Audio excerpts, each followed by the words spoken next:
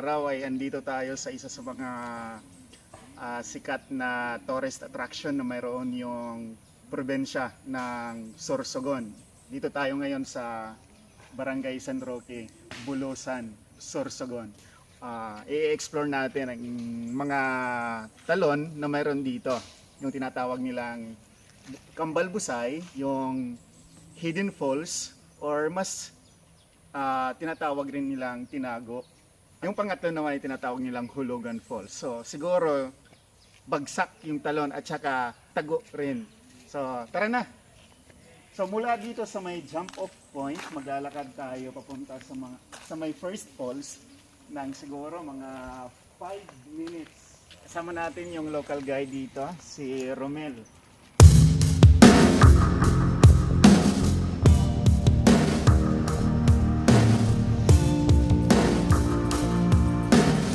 Malapit na nating masilayan yung ganda ng Kambalbusay.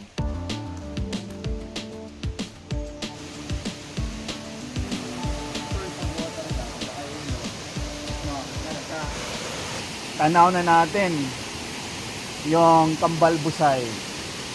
Ayon sa local guide natin na si Romel, yung Kambalbusay ay hango daw sa dalawang nagsangang ilog.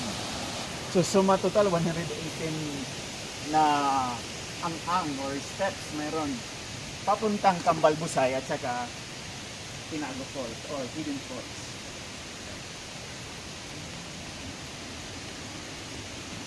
(118) steps.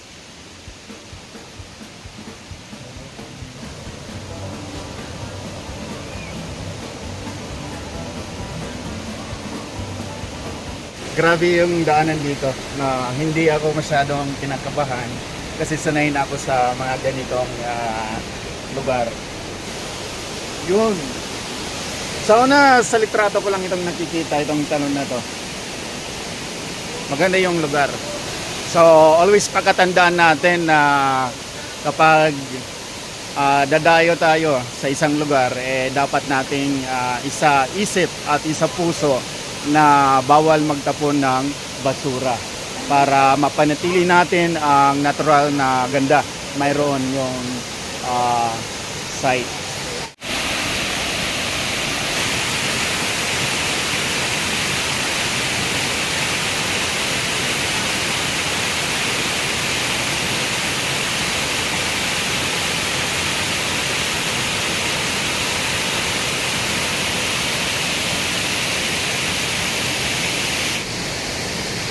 Mula sa Kambalbusay, pupuntahan naman natin yung Hidden Falls.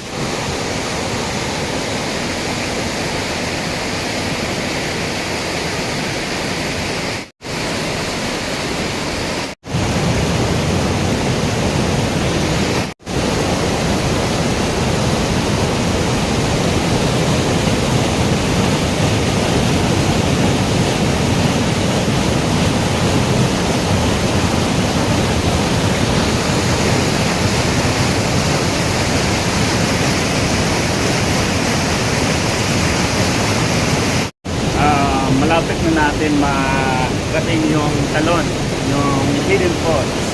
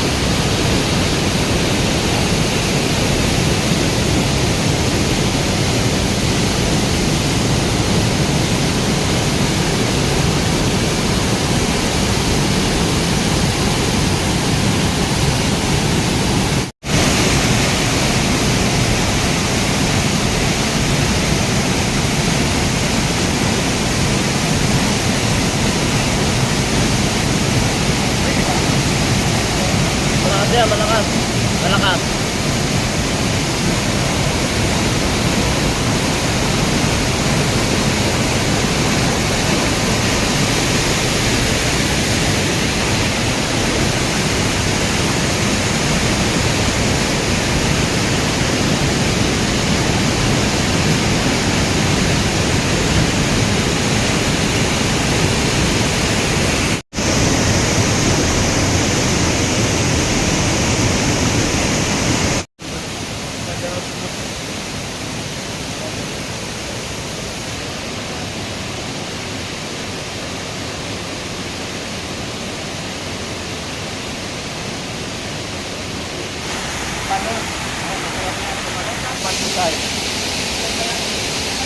Babalikan natin ngayon yung kambal busay.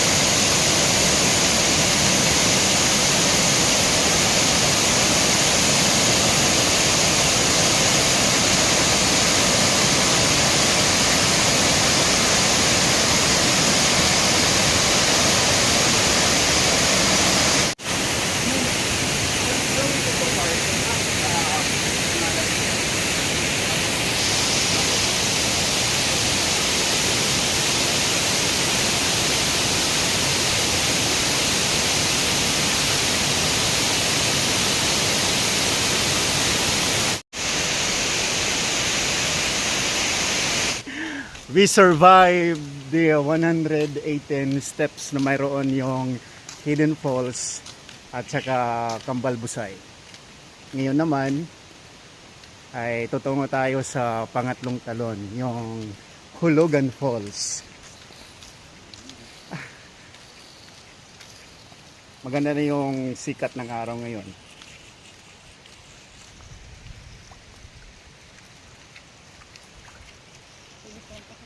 May mga cottages dito na yung rental bawat cottages ay mga 500.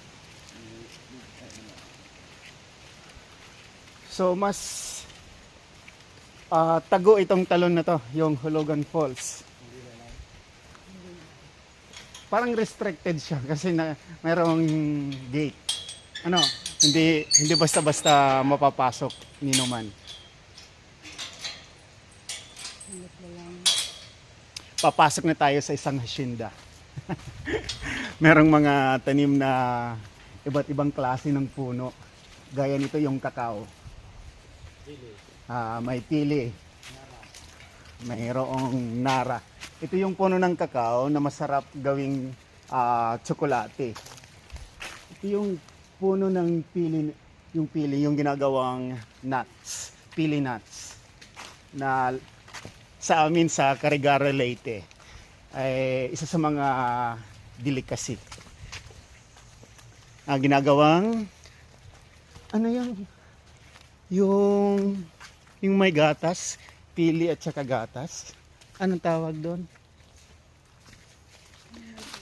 Pastillas. Yung masarap, ginagawang pastillas. Shout out kay Danis Delicacies, Dani Pasalubong, sa Danis Pasalubong, shout out. Dito naman may mga tanim na mga Cocos nucifera, yung coconut. Matatayog na yung mga nyog dito. Sa amin lanyog. Dito sa Sorsogon, Anong tawag sa matataas ng mga nyug? Layog. Layog. May similarity din. Mga ilang minuto, Mel? Ano? Mga 25. 25 minutes away. Depende sa lakad. Ah.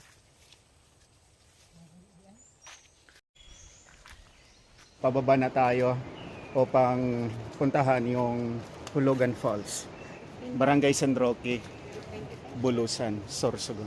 Naka-fence yung hagdanan pababa para hindi mahulog. gumulong pababa. Safety dito kasi merong koral, ika nga, or bakod. Napaka-relaxing yung ambience dito. Maliban sa mga punong kahoy na natatanaw namin, ay rinig natin yung huni ng mga ibon. Ay. Papakitid ng papakitid yung daanan. Ilang steps dito mayroon, Mel? 80 pababa.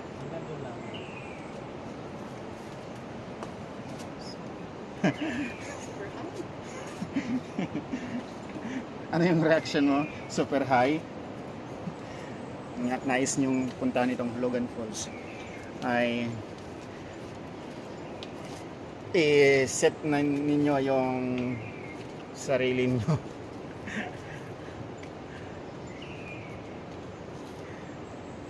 Ayan. Uy, malapit na tayong makasurvive. Kaya pa, ma'am? Ako na lang.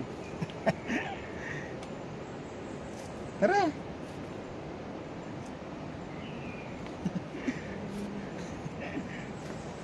Parang susurinder na yung yung kasama ko dito.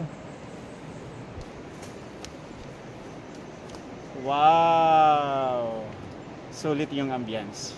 Worth it. Instagrammable.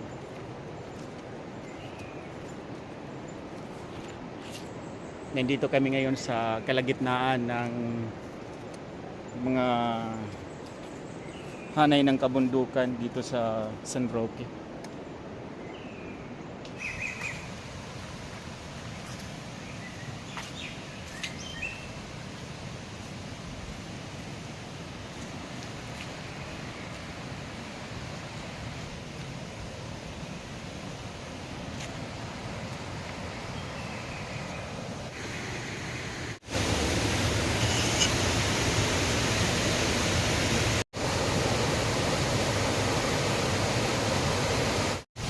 Yun.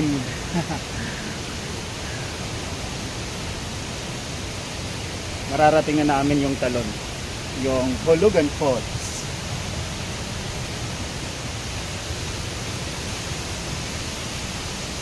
Grabe yung pagbagsak ng tubig. May paambon-ambon effect pa. You know? Malakas yung pagbagsak ng tubig.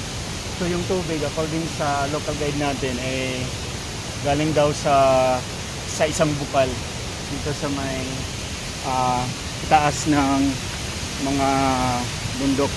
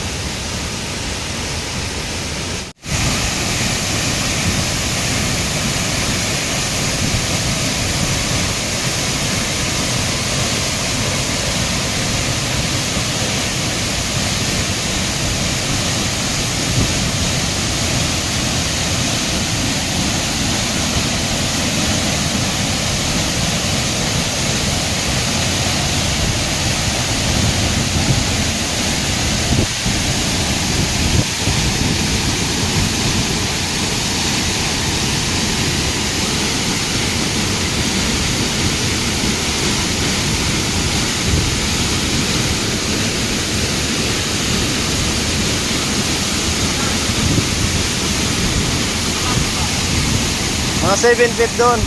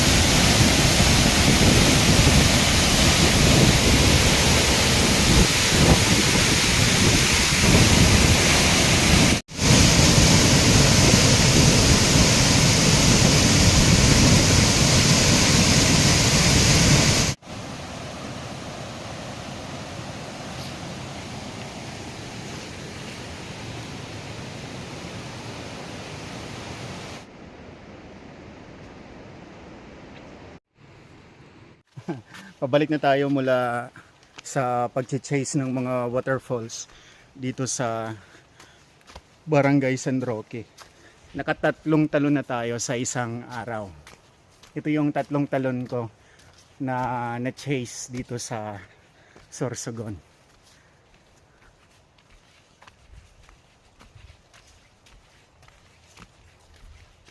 Medyo mahirap lang yung daanan, yung pababa. Medyo makitid na mayroong twist. Buti na lang may mga fences na magsisilbing gabay para medyo matanggalan ka ng kaba. Finally, nakalabas na tayo mula doon sa may mga kakahuyan. Andito na tayo, pabalik na tayo sa may entrance ng Eco Park.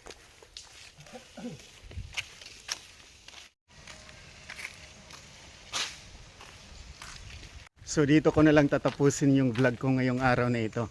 Hanggang sa muli. Maraming salamat sa walang sawang pagsuporta. Mula dito sa Zoe Eco Park ay uuwi na kami papuntang Municipality of Erosin.